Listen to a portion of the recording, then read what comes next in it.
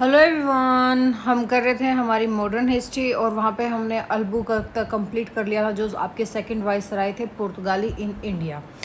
अब उसने एक प्रणाली लगाई थी, कार्टाज प्रणाली, जो मैं आपको वैसे समझा चुकी हूँ, बट इसको अच्छे से समझना जरूरी है क्योंकि इस पे एग्ज़ाम में क्वेश्चंस आते हैं। जो आपकी कार्टाज प्रणाली है वो क्या थी? पुर्तगालियों द्वारा लागू की गई समुद्र पास या लाइसेंस प्रणाली थी। एक परमिट लेना पड़ता था लोगों को। इसे भारत में पुर्तगाली शक्ति को मजबूत करने के लिए जो आपके अल्फोंसो डी अल्बुकर्क थे उसने प्रभावी रूप से लागू किया और बाद में अन्य पुर्तगालियों ने भी ये जारी रखा। जो आपका कार्टाज था वो क्या था? ये एक, आप कार्टेज को ये कह सकते हो कि ये एक तरह का लाइसेंस था। क्या था ये? एक तरह का लाइसेंस था, पास था। जैसे हमारे कॉलेज यूनिवर्सिटीज़ में पास होते हैं ना, अगर आपके पास पास है तो आप जा सकते हो, या आपके पास एडमिट कार्ड है तो आप अंदर जा सकते हो। वैसे ही सेम चीज़ ये थी कि जो कार्टाज था वो एक लिखित समुद्री परमिट होता था। और इसमें क्या क्या लिखा होता था? इसमें आपके लिखा होता था, अगर मैं इसमें आपके क्या क्या लिखा होता था कार्टाज में? इसमें आपके लिखा होता था, कार्टाज में क्या लिखा होता था? इसमें लिखा होता था जहाज का नाम, कि जहाज का नाम क्या है, जहाज के मालिक का नाम क्या है, और क्या होता था? जहाज के मालिक का क्या नाम है,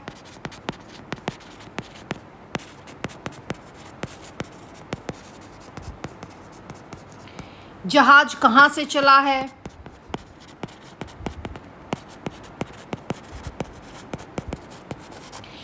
कहाँ जाएगा, क्या सामान ले जा रहा है, कितने हथियार रख सकता है। यह परमिट किसके द्वारा दिया गया था? ये परमिट आपका जारी किया गया था किन के द्वारा? आपके पुर्तगालीज के द्वारा ये जारी किया गया था। इसकी आवश्यकता क्यों पड़ी? क्यों पड़ी भाई इसकी आवश्यकता? उस समय हिंद महासागर में व्यापार करने वाले जहाज अरब व्यापारियों के, भारतीय व्यापारियों के, फारसी व्यापारियों के और मिस्र व्यापारियों के होते थे। तो पुर्तगाल क्या चाह रहा था? उसकी इच्छा क्या थी? उसकी विश क्या थी? कि समुद्री व्यापार पर केवल उसी का नियंत्रण रहे। इसलिए उसने क्या कहा था कि जो भी जहाज हिंद महासागर में व्यापार करेगा उसे पहले पुर्तगाल से कार्ताज लेना होगा। यहाँ पे क्या हुआ? पहले क्या करते थे? व्यापारी पुर्तगाल अधिकारी के पास जाते थे, फिर टैक्स देकर कार्ताज प्राप्त करते थे और फिर समुद्र में व्यापार कर सकते थे। यदि समुद्र में पुर्तगाली युद्धपोत जहाज की जांच करते और व्यापारी को क्या दिखाना पड़ता था? कार्ताज, वो पास लाइसेंस दिखाना पड़ता था। और अगर उनके पास वो लाइसेंस नहीं होता था तो या तो वो जहाज जब्त कर लेते थे, सामान लूट लेते थे, कई बार जहाज डुबो देते थे और व्यापार करने की उनको अनुमति नहीं मिलती थी। यही कारण था कि अधिकांश व्यापारियों को मजबूर होकर इनसे वो परमिट लेना पड़ता था, इनसे कार्टाज लेना पड़ता था। क्या उद्देश्य था? समुद्री व्यापार पर पुर्तगालियों का एकाधिकार स्थापित करना, अरब व्यापारियों की शक्ति कम करना, व्यापार से जो रेवेन्यू हो उसको प्राप्त करना, हिंद महासागर में पुर्तगाली नौसेना का प्रभुत्व बनाए रखना और बिना अनुमति किसी भी जहाज को व्यापार ना करने देना। तो इसका क्या प्रभाव पड़ा? पुर्तगाल को तो लाभ हुआ भाई, समुद्री व्यापार पर नियंत्रण बढ़ा उनका, उनकी कर से आए हुए, हिंद महासागर से उनकी शक्ति मजबूत हुई। बट भारतीय और अरब व्यापारियों पर इसका क्या प्रभाव पड़ा? व्यापार क्या हुआ? स्वतंत्र नहीं रहा, अतिरिक्त शुल्क देना पड़ा था, कई व्यापारियों का व्यापार प्रभावित हुआ, पुर्तगालियों का डर बढ़ गया भाई इस वजह से। और जो आपका ब्लू वाटर पॉलिसी और कार्टाज प्रणाली, इनका रिलेशन क्या? देखो, जो ब्लू वाटर पॉलिसी थी, जो आपके फ्रांसिस्को डी अल्मेडा लेके आए थे, उन्होंने क्या कहा कि सिर्फ समुद्र पर नियंत्रण करो। लेकिन कार्टाज प्रणाली क्या थी? कि उस पर नियंत्रण को व्यवहार में लागू करो, समुद्र में चलने वाले हर जहाज को हमारी अनुमति लेनी होगी। तो ब्लू वाटर पॉलिसी क्या थी? सिर्फ एक विचार था, एक पॉलिसी थी। बट कार्टाज सिस्टम क्या था? उस विचार को लागू करने का इम्प्लीमेंटेशन था, उसका एक साधन था। ठीक है, समझ में आ गया? यानी कि ब्लू वाटर पॉलिसी में क्या कहा गया? समुद्र हमारा है। कार्टाज सिस्टम में क्या कहा कि समुद्र में चलना है तो हमारी अनुमति लेनी होगी। और यही दोनों मिलकर पुर्तगालियों की समुद्री साम्राज्यवादी नीति की क्या बनी भाई? बैकबोन बनी थी। तो देखिए कार्टाज क्या है, अब हमारे नोट्स में से करते हैं। कार्टाज प्रणाली, अल्बुकर्क ने हिंद महासागर में क्या किया? इसने हिंद महासागर में व्यापार का अपना एकाधिकार स्थापित करने के लिए कार्टाज प्रणाली आरंभ की। यह उसकी समुद्री व्यापार नीति की सबसे महत्वपूर्ण व्यवस्था थी। कार्टाज क्या था? कार्टाज एक तरह का समुद्री पास यानी कि परमिट था जो पुर्तगाली सरकार द्वारा व्यापारिक जहाज़ों में दिया जाता था। बिना कार्टाज कोई भी जहाज हिंद महासागर में व्यापार नहीं कर सकता था। कार्टाज क्यों जारी किया गया?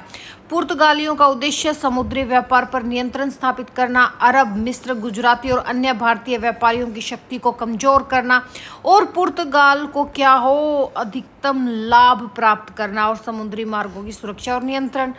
कार्टाज कौन जारी करता था? कार्टाज कौन जारी करता था? गोवा में जो आपका एस्टोडा दा इंडिया था, एस्टाडो दा इंडिया, इसके अधिकारी या वहाँ के गवर्नर कार्टाज जारी करते थे। कौन करते थे? एस्टाडो दा इंडिया जो गोवा में स्थित था आपका, वहाँ के आपके जो गवर्नर थे या वहाँ के बड़े अधिकारी थे, ये जारी करते थे। और ये अनुमति पुर्तगाली झुंड वाले जहाज़ों की सुरक्षा के बदले दी जाती थी। झुंड, झंड लिख रखा है ना, झंड नहीं झुंड, झुंड वाले जहाज़ों के बदले की जाती थी। कार्टाज कैसे प्राप्त किया था? जहाज मालिक या व्यापारी गोवा या अन्य पुर्तगाली जो केंद्र थे जैसे दीवे, कोचीन, कन्नानूर थे आपके, कन्नूर आएगा, ये कन्नागूर लिख रखा है ना, कन्नूर, होर्मुज आदि पर आवेदन करता था। फिर यहाँ पर आपके ये क्या है? कन्नूर है, ये कन्नूर, ये क्या है? केंद्र, ठीक है। ये क्या है? दीव। इन पे आवेदन करता था। जहाज की जांच की जाती थी, उसके बाद शुल्क यानी कि टैक्स लेकर कार्टाज जारी किया जाता था। यह कार्टाज एक निश्चित अवधि के लिए ही मान्य होता था। टैक्स कितना लिया जाता था? अगर छोटा जहाज है, शुल्क जहाज के आधार पर लिया जाता था, उसका आकार क्या है, उसमें कितना माल है। अगर छोटा जहाज है तो 4 से 10 क्राउड्सो लिया जाता था। मध्यम जहाज है तो 10 से 20, फिर 20 से 40 और बड़े का 40 से 60। एक क्राउड्जाओ किसके इक्वल होता था? सोने का सिक्का होता था। समझ में आ गया इतना? फिर देखिए बात आ जाती है कि बिना कार्टाज के क्या होता था? क्या होता था भाई? पकड़े जाने पर जहाज को लूट लिया जाता था, माल जब्त कर लिया जाता था, जहाज और माल में आग लगा दी जाती थी और कभी कभी नाविकों को कैद कर लिया जाता था और कई बार मृत्यु दंड भी दिया जाता था। कार्टस पर क्या लिखा होता था? जहाज का नाम, मालिक का नाम, कहाँ से कहाँ तक की यात्रा की अनुमति है, कितने समय के लिए वैध होगा और पुर्तगाली अधिकारी के हस्ताक्षर और मोहर। तो देखिए कार्टाज प्रणाली के क्या प्रभाव पड़े? व्यापारियों पर क्या प्रभाव पड़ा? अरब व्यापारियों की शक्ति कमजोर हो गई, उन्हें भारी आर्थिक हानि हुई है। भारतीय व्यापारियों को भी पुर्तगालियों के अधीन होना पड़ा और व्यापार महंगा हो गया। और समुद्री व्यापार पर क्या प्रभाव पड़ा? पुर्तगाल समुद्री एकाधिकार स्थापित करने में कामयाब हुआ। यूरोप और भारत के बीच व्यापार पर नियंत्रण हो गया। पुर्तगाल को अधिक धन प्राप्त हुआ और हिंद महासागर में पुर्तगाली शक्ति का विस्तार हुआ। फिर बात आ जाती है, देखो ये थी कार्टाज प्रणाली आपकी। ये जैसे आपका ये यहाँ पे ये आपका दीव हो गया, गोवा हो गया, कोचीन हो गया, कन्नूर हो गया, फारस की खाड़ी में यहाँ आपका हॉर्मूज हो गया, ठीक है, ये मलक्का हो गया। यहाँ से आपका व्यापार हो रहा था, ऐसे ऐसे व्यापार हो रहा था, ठीक है। कार्टाज प्रणाली के लाभ और हानि क्या थे? लाभ तो पुर्तगालियों की भाई आय बढ़ी, समुद्री व्यापार पर नियंत्रण स्थापित हो गया, समुद्री मार्ग सुरक्षित हुए और पुर्तगाली साम्राज्य मजबूत हुआ। बट हानि किसको हुई? भारतीयों और अरब व्यापारियों को नुकसान हुआ, स्वतंत्र व्यापार समाप्त हो गया और काला बाजारी और भ्रष्टाचार बढ़ा और पुर्तगाली विरोध और संघर्ष भी बढ़े इसकी वजह से। अब देखो कार्टाज प्राप्त करने की प्रक्रिया क्या थी? व्यापारी जहाज मालिक को आवेदन करना पड़ता था, जहाज की जांच की जाती थी, शुल्क जमा किया जाता था, कार्टाज जारी किया जाता था मोहर के साथ और निर्धारित अवधि तक यात्रा की जाती थी। तो देखो समय टाइमलाइन क्या है? 1505 में फ्रांसिस्को डी अल्मेडा भारत आया। 1509 से 15 तक अल्बुकर्क द्वारा पुर्तगाली शक्ति की स्थापना हुई। लगभग 1510 में कार्टाज प्रणाली की शुरुआत हुई, अल्बुकर्क ने की। 16 दिसंबर 1515 को क्या होता है? अल्बुकर्क मौत के घाट उतर जाता है। इसके बाद कार्टाज प्रणाली को और भी कड़ा कर दिया गया। तो ये तो आपके पीसीएस में पूछे जाने वाले क्वेश्चंस हैं, इनको ट्राई कर लेना। जिसको करने का मन है, नहीं करने का मन तो मत करना, ठीक है। तो यहाँ पे देखो कार्टाज प्रणाली पुर्तगाली समुद्र नीति की सबसे महत्वपूर्ण व्यवस्था थी। इसका उद्देश्य हिंद महासागर के व्यापार पर एक अधिकार करना था। बिना कार्टाज के जहाज को लूट लिया जाता था और यही प्रणाली आपकी 16वीं शताब्दी के मध्य तक क्या रही, प्रभावी रही। अब क्वेश्चन आ जाए, नेक्स्ट हमारा क्या आ जाएगा कि भाई पुर्तगालियों की जो प्रशासन व्यवस्था थी, यानी कि जो इनका एडमिनिस्ट्रेटिव सिस्टम था, वो कैसा था। देखो, सबसे पहले हम देखते हैं कि यूरोप को भारत क्यों आना पड़ा। ये चीज़ हम बहुत बार रिपीट कर चुके हैं हमारी प्रीवियस क्लासेस में। भाई 15वीं शताब्दी में भारत को सोने की चिड़िया कहा जाता था। काली मिर्च होगी, लौंग होगी, दालचीनी, इलायची, रेशम वगैरह, ये सब कहा जाता था, यूरोप जाता था। यूरोप में इसकी काफ़ी डिमांड थी, लेकिन समस्या क्या थी, भारत और यूरोप के बीच कोई सीधा मार्ग नहीं था। तो भारत अरब व्यापारी, मिस्र, वेनिस, इटली होता हुआ यूरोप जाता था। इसी कारण यूरोपीय देशों को सामान बहुत महंगा मिलता था और यही कारण था कि यूरोप भारत का सीधा समुद्री मार्ग खोजने लगा। भौगोलिक खोजों की शुरुआत हुई, जैसे आपके जो राजकुमार थे प्रिंस हेनरी द नेविगेटर, उसने नाविकों को प्रोत्साहित किया। हालांकि वे समुद्री यात्राओं पर कभी खुद नहीं गए, लेकिन उन्होंने जहाज निर्माण, मानचित्र, नौवहन तकनीक को बढ़ावा दिया और उन्हें समुद्री खोजों का संरक्षक कहा गया। जैसे आपके बार्थोलोमेव डियाज थे 1488 में, इन्होंने जो आपका केप ऑफ गुड होप था, पहले इन्होंने नाम क्या दिया था, केप ऑफ स्टॉर्म, यानी कि तूफानों का अंतरीप। बाद में उसको क्या नाम दे दिया गया, पुर्तगाल के राजा ने इसका नाम बदल दिया, क्या नाम रख दिया, केप ऑफ गुड होप, यानी कि आशा अंतरीप, क्योंकि भारत पहुंचने की आशा जाग गई थी, इसलिए इसका नाम क्या रख दिया, केप ऑफ गुड होप।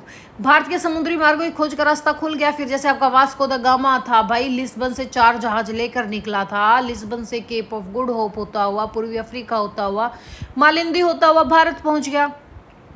ठीक है, भारत में आगमन हुआ इसका 20 मई 1498 को। कहाँ पर, कालीकट के पास। कालीकट का शासक कौन था, वही जैमोरिन, समुद्री राजा नहीं बल्कि कालीकट का स्थानीय शासक था वो। और जैमोरिन ने उसका स्वागत किया क्योंकि उसे लगा कि नए व्यापारियों को व्यापार बढ़ेगा, लेकिन ऐसा कुछ भी नहीं था, कोई इसका स्वागत नहीं किया गया था। ये आपकी बुक्स के नोट्स हैं। अरब व्यापारियों का विरोध क्यों हुआ भाई, सदियों से अरब व्यापारी कालीकट में व्यापार कर रहे थे। उन्हें डर था कि यदि पुर्तगाली आ गए तो उनका विरोध खत्म हो जाएगा, व्यापार खत्म हो जाएगा। इसलिए उन्हें क्या किया, जो जैमोरिन था उसके कान भरने स्टार्ट कर दिए और धीरे धीरे पुर्तगालियों और अरब व्यापारियों के बीच काफ़ी तनाव आ गया था। फिर वास्को डी गामा अपने भाई वापस चला गया। जब वो पुर्तगाल लेके गया, यात्रा सफल रही। यूरोप में काफ़ी न्यूज़ फैल गई कि भारत तक समुद्री मार्ग मिल गया है। यहीं से आपके उपनिवेशवाद यानी कि कॉलोनियलिज्म की एक नई युग की शुरुआत हुई। फिर सेकंड बार आता है वास्को द गामा 1502 में। अरब जहाज़ों पर हमला किया उसने, कालीकट पर दबाव बनाया और पुर्तगाल की शक्ति का प्रदर्शन किया।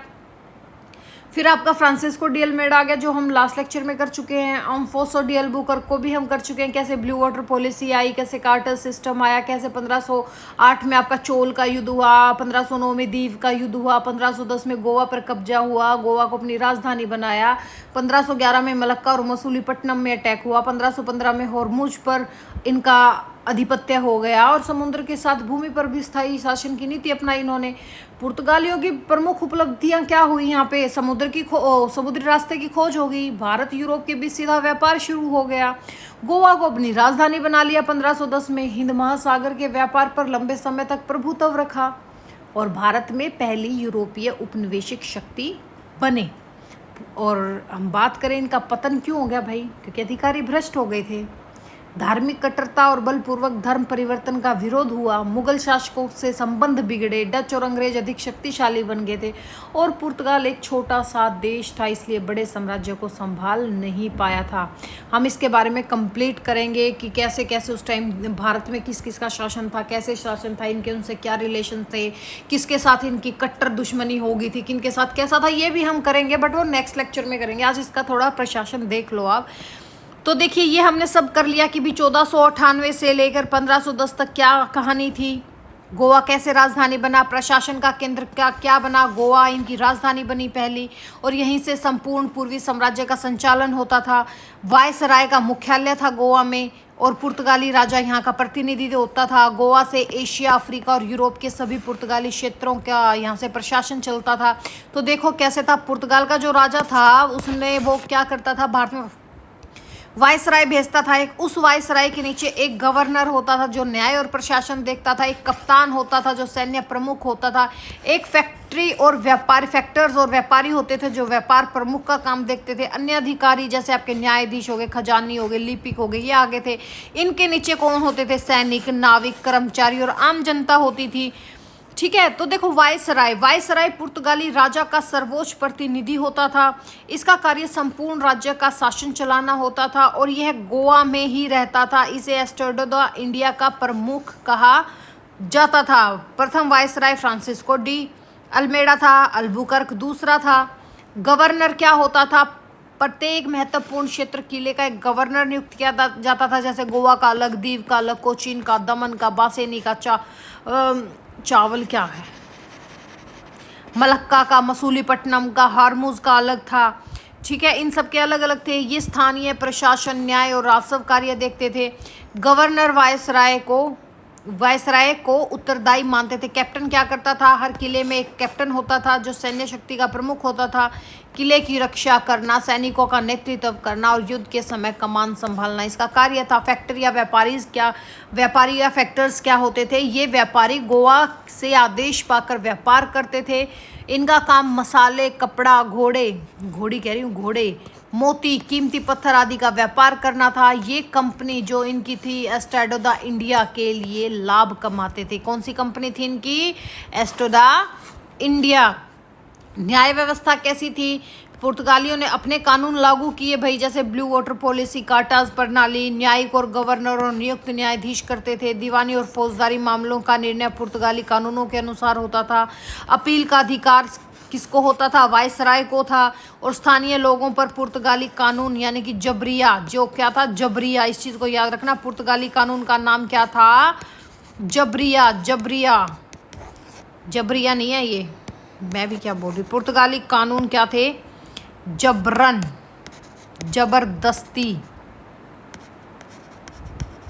लागू किए जाते थे। चर्च का प्रभाव, पुर्तगालियों के शासन में चर्च का बहुत प्रभाव था। जैसे आपके जेसुइट थे, फ्रैंसिन थे, डोमिनिकन थे, इन जैसे ईसाई मिशनरी क्या थे भाई, भारत आए। जेसुइट आए, फ्रांसिस्कन आए और डोमिनिकन आए।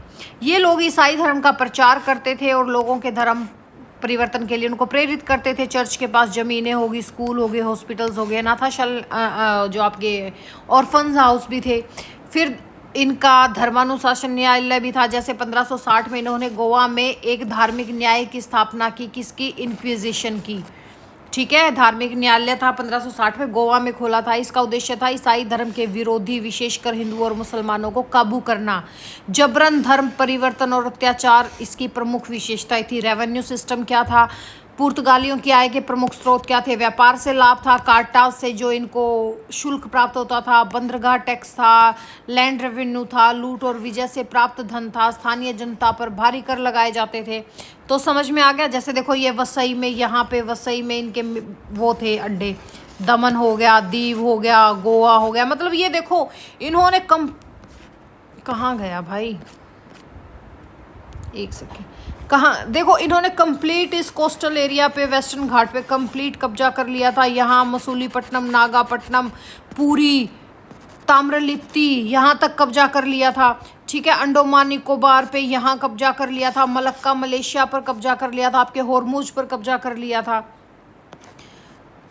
तो ये आपकी इसकी टाइमलाइन है। और तो क्या है? और तो कुछ भी नहीं है।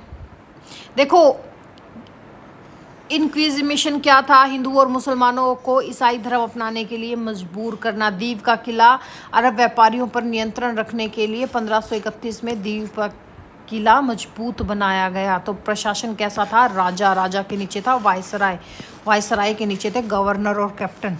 इनके नीचे थे आपके न्यायाधीश, खजानी, लिपिक और इनके नीचे कौन से थे? आपके करदाता, व्यापारी और किसान और मजदूर।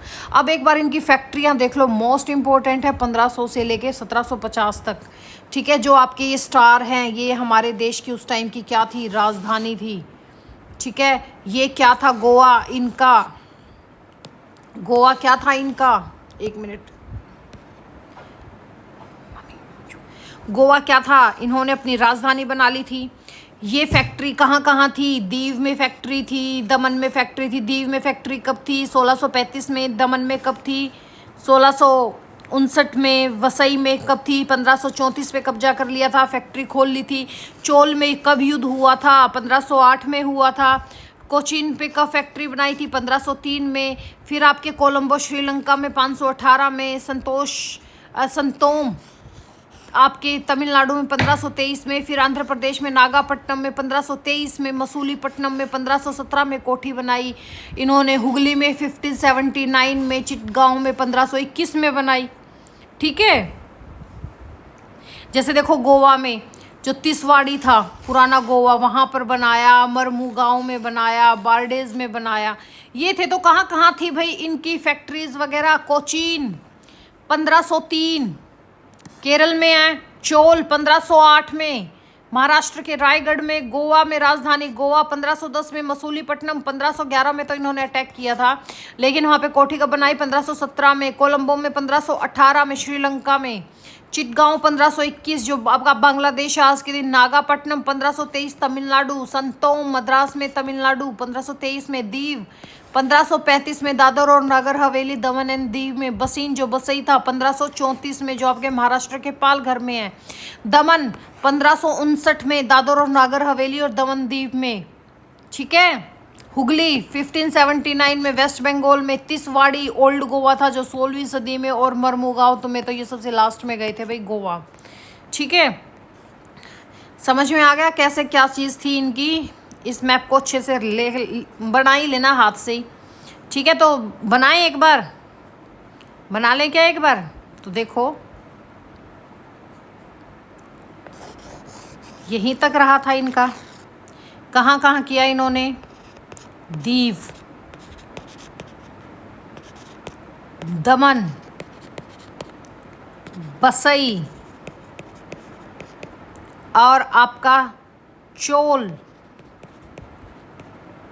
गोवा, कोचीन, संतोम, नागापट्टनम, मसूलीपट्टनम, हुगली, चिटगांव। ठीक है। दीव 1535, दमन 1539, बसई 1534, चोल 1508, गोवा 1510, कन्नौर 1500, कोचीन 1503 सबसे पहले। संतोम 1523। अच्छा, श्रीलंका में जो कोलंबो था वहाँ 1518 में। ठीक है। मसूलीपट्टनम में कब था? 1517 में बनाई। नागापट्टनम में 1523 में ही। और आपका हुगली में 1579 में। और चिटगांव में 1523 में। ठीक है। आई गेस समझ में आ गया होगा। आज इतना ही करेंगे भाई। तो चलो मिलते हैं नेक्स्ट में। Thank you. हैव